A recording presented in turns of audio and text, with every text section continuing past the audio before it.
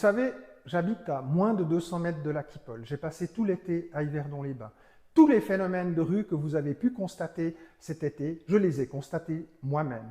En bas de chez moi, devant mon entrée, les problèmes de consommation, des problèmes liés au trafic, je les ai vus. Quand on dit évidemment que nous ne sommes pas conscients de la situation, croyez-moi, c'est faux. J'y suis personnellement confronté.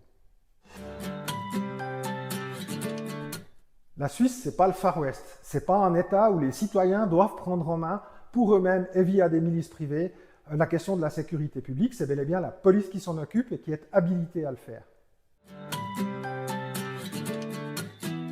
Parce que l'histoire est longue, y compris sur notre continent, de l'usage qui a pu être fait de ces milices privées qui prennent en main finalement des tâches qui sont purement régaliennes, qui sont celles de l'État, et qui ensuite décident effectivement quels sont l'État à la place de l'État. Ils deviennent un État à l'intérieur de l'État, elles prennent les choses en main, et pas seulement dans la question de la sécurité, mais évidemment dans la question de la répression, de la justice, et on aboutit finalement à une forme de privatisation de la justice. La Suisse, c'est pas ça. En Europe, on a une expérience de ces milices privées au début du siècle dernier, en Italie, puis en Allemagne, puis en Autriche, puis dans toute une série de pays, et les dominos de la démocratie sont tombés les uns après les autres. On sait très bien ce que ça a donné.